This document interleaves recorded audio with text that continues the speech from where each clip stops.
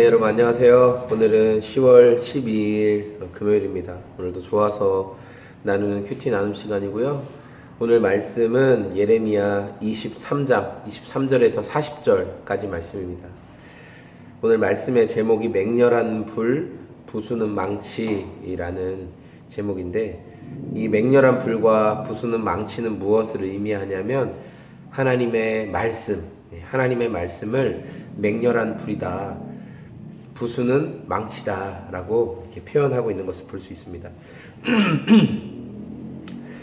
하나님께서 왜 하나님의 말씀을 맹렬한 불과 그 부수는 망치로 표현하셨냐면, 거짓 선지자들이 많이 일어났기 때문입니다. 여러분 꿈 좋아하시죠? 꿈 좋아해요.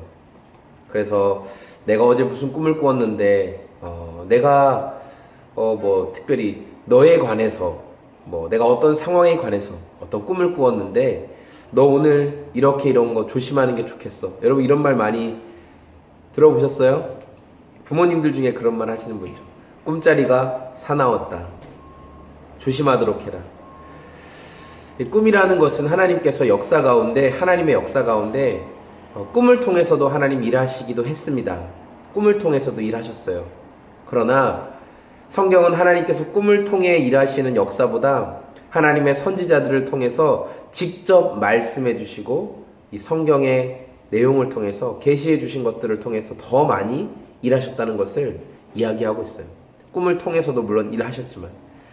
그런데 오늘 성경에 나오는 이 거짓 선지자들이 있거든요. 거짓 선지자들.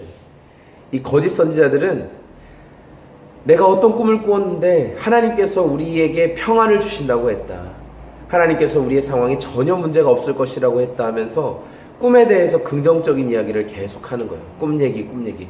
그 근거는 자기 꿈이래요. 그러나 하나님은 그 이야기에 대해서 뭐라고 말씀하시냐면, 내가 그런 말 한 적 없다. 그들이 꾼 꿈은 다 쭉정이다, 쭉정이. 안에 열매가 없고 결실이 없고 다 껍데기일 뿐이라는 거예요. 하나님의 말씀만이 열매고 결실이다 라고 성경은 말씀하고 있습니다. 여러분 너무 꿈 좋아하지 마세요. 왜냐하면 꿈 너무 믿다가 거기에 묶이게 돼요. 꿈이라는 거는 여러분이 스포츠신문 1면에 나오는, 스포츠신문 어떤 한 면에 나오는 오늘의 운세를 보는 것과 비슷한 거예요. 77년생 조심하고 92년생 조심하고 그런 거 있죠. 그런 거예요. 동쪽에서 귀인을 만나고 그런 거랑 비슷한 내용이에요. 우리가 꿈 좋아하다 보니까 신천지들이 사람을 거짓말로 속이는 방식이 2000가지인가? 넘는다고 해요. 설문지로 많이 하죠. 제가 얼마 전에도 구리역에 나갔을 때도 설문지로, 우리는 대학생 취업 인식에 관련 설문을 조사하고 있는데 이거 한 번만 써주세요. 그리고 걔들이 받는 제일 중요한 건 뭔지 아시죠? 연락처예요. 연락처. 걔들은 앞에 내용은 아무것도 중요하지가 않아요. 연락처 받고 싶어서 하는 거예요. 또 그 친구들이 이미 타겟을 잡은, 그러니까 A란 사람을 신천지로 끌어와야 되겠다라는 타겟을 잡았으면 A의 친구들을 통해서 이미 신천지들이 A에 대한 정보를 다 알려줘요. 아시죠? 다 정보를 알려줍니다. 그래서 낯선 어떤 사람이 A에게 접근해요. 카페든지. A의 동선을 다 알고 있으니까 너무 무섭지 않나요? 거의 스토커보다 더 무서워요. 그래서 접근해서 이렇게 얘기해요. 얼굴빛이 너무 어두워 보이시는데 제가 오늘 꿈을 꾸었습니다. 하나님께서 너무 강력하게 당신에게 가보라 하셔서 오늘 여기 왔는데 당신을 만났습니다. 이게 너무 허망된 얘기인 것 같죠? 그러면 무슨 헛소리 하세요. 피할 것 같아요? 근데 여러분의 고민하고 있는 문제를 딱딱 짊어서 몇 개만 얘기한다면 여러분이 안 넘어가고 가만히 있을까요?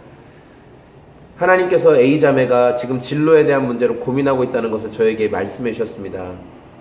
A자매 지금 그 직장에 들어갈까 B라는 직장에 들어갈까 고민이 많으시죠? 여러분이 다 기도 제목 나눴던 거예요. 근데 그거 다 알고 있는 거예요. 또는 A자매 어머니와 너무 지금 관계가 불편해서 힘드시죠? 하나님이 그 부분에 대해서 말씀하셨습니다. 그러면 솔깃할까요? 안 솔깃할까요? 솔깃해요. 하나님이 A자매에게 더 말씀해 주시길 원하는 게 있는데 우리 다음에 또 만날까요? 약속을 잡고. 그리고 거기에 이제 또 선교사님, 전도사님, 목사님 이러면서 갑자기 낯선 한 사람이 등장해요. 네. 그리고 말씀을 배우자고 하죠. 예. 여러분 꿈 너무 좋아하지 마세요. 하나님은 말씀을 통해서 여러분과 저에게 다 계시해 주셨어요. 오늘 하나님은 이스라엘 백성들에 대해서 이렇게 말씀하세요. 너희가 하나님의 말씀이 부담스럽다. 하나님의 말씀이 너무 무겁다. 그래서 하나님의 말씀을 지고 싶지 않다라고 말하는 그 이스라엘에 대해서. 그러니까 그 말은 뭐냐면 하나님의 말씀을 소중히 여기지 않겠다는 말이거든요. 34절에 하나님의 말씀은 또 너무 부담이 되는 주님의 말씀이나 하나님의 말씀은 너무 부담이 된다. 그래서 하나님이 내 말씀이 너무 부담스럽다라고 말하는 예언자들이든지 백성이든지 다 심판하겠다고 말씀하셨어요. 하나님의 말씀을 소중하게 대하지 않는 자들을 하나님이 다 심판하시겠다고 말씀하셨어요. 그리고 앞으로 하나님의 말씀은 부담스럽다라는 표현 대신에 이렇게 이야기하라는 거예요.